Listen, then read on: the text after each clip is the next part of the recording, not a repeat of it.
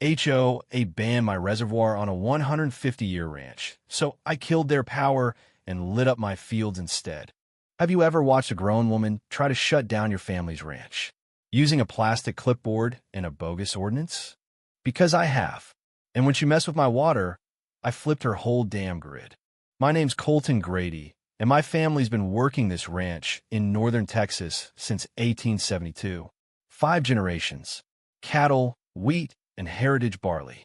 We run a smart irrigation system powered by solar and battery backup, pumping from a privately owned groundwater-fed reservoir my great-grandfather dug by hand in 1910, long before the town even had zoning laws. So you can imagine my reaction when a bloated woman in wedges and rhinestone glasses waddled up my drive, waving a cease and desist order like it was gospel. Her name? Karen Martha Bell Fountain, self-appointed president of the newly formed Kestrel Ridge Heritage HOA. She was a transplant from Arizona, moved in with a subdivision of retirees who thought fencing in half the prairie made them cowboys. And the worst part? Their tract abutted our ranch's east boundary. I knew trouble was coming the moment I saw the mandatory aesthetic survey in our mailbox. But I never thought they'd come for the reservoir. Karen approached me while I was fixing a pipe at dawn, steam rising from the frost in the cattle trough. "Mr. Grady," she said, pursing her lips so tight I thought she was going to choke, "I regret to inform you that your pond violates our eco-compliance clause. It reflects sunlight into the ridge homes and could pose a mosquito hazard." "It's not a pond," I said. "It's a registered agricultural reservoir." "Well, we took a vote, and I'm afraid the community has decided it must be covered or removed." I blinked at her.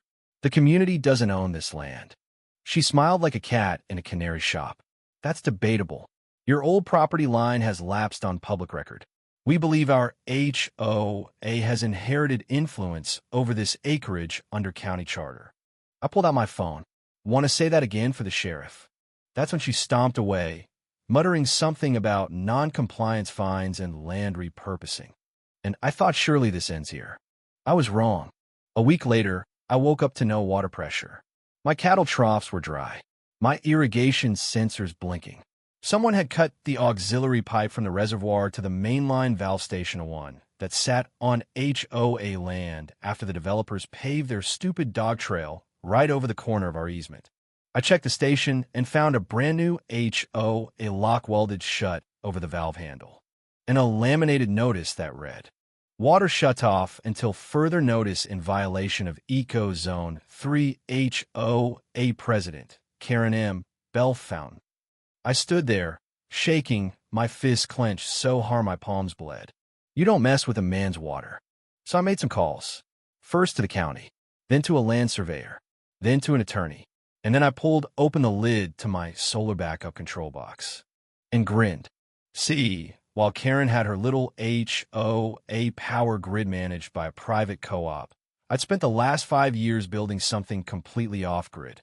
Solar arrays on the North Ridge, a Tesla Powerwall system in the shed, backup wind turbine hidden behind the barn. Why? Because in ranching, you don't wait for help. You build it yourself. By nightfall, I'd rerouted the smart inverter through a signal booster facing their homes. And at 7:04 p.m., the moment their HOA board meeting began, I flipped the switch. The HOA community lights went out. Not a single porch bulb, not a garage lamp. Total blackout. But out of my pasture, the LEDs lit up like fireflies on the 4th of July. 2 massive fields glowing golden outlined with programmable lights synced to a drone camera. One spelled out freedom in letters 50 feet wide. The other, an eagle in flight.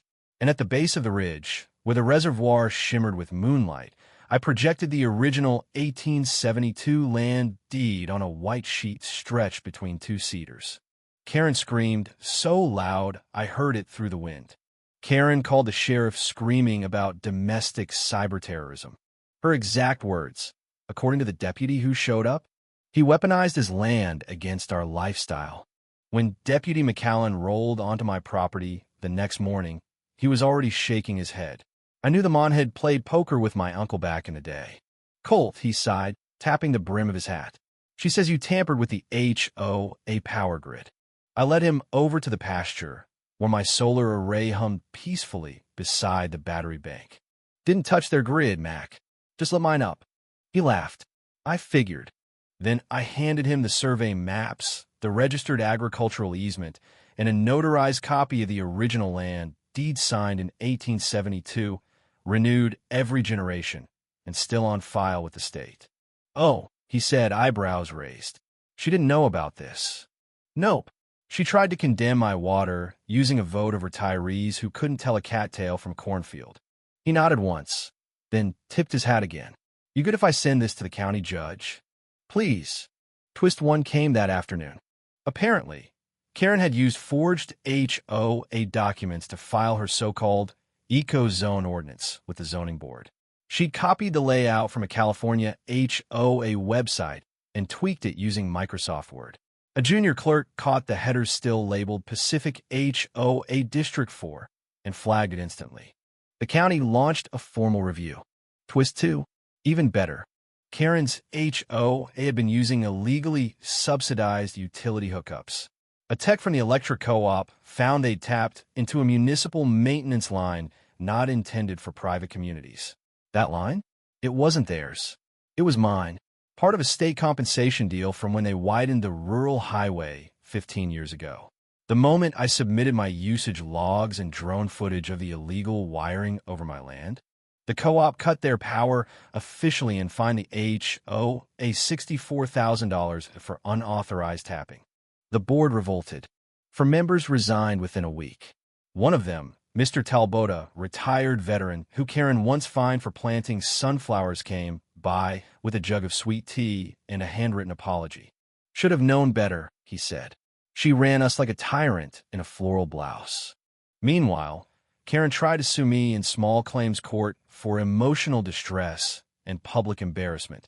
I showed the judge video of her trespassing on my pipe station, the forged ordinance she filed, drone footage of her illegally installing the valve lock, the 1872 deed projected at full brightness on a 12-foot screen in my barn. The judge didn't even hesitate.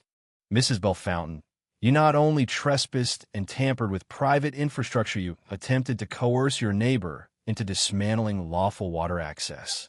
You abused your position, falsified public documents, and violated property lines clearly recorded in county and state records. She gawked. But it was just water. No, the judge said. It was power. It wasn't yours. Karen was ordered to pay $18,000 in damages for the pipeline, $4,700 for property disruption, full attorney fees, and issued a restraining order from entering within 300 feet of my land. But even better, the HOA itself was dissolved by a county mandate. Turns out their original charter violated zoning boundaries, and their membership roster hadn't been updated since 2019. Most members had never even voted in elections because Karen held the ballots in her garage. The HOA was shut down. The signs were torn out. And the land? Quiet again. Now, every night, I light the pasture not out of revenge, but pride. The longhorn pattern, the eagle, the word shine every evening at 7 o'clock sharp. People drive from towns over to see it. Kids take pictures. Veterans salute it. And the land? It breathes easy again. Karen sold her house 6 weeks after the judgment. No one bought it for months. Locals say the porch still smells like sour wine and expired toner. And me? I still walk the edge of the reservoir every morning. Still touch the iron pump Grandpa installed. Still check the troughs. Still talk to the land. And on one old fence post near the road, I carve a message for anyone thinking of pulling a Karen again. The earth remembers who listens. So now I ask you, was I defending what's right or just giving back what they asked for? True or false, you decide. The end.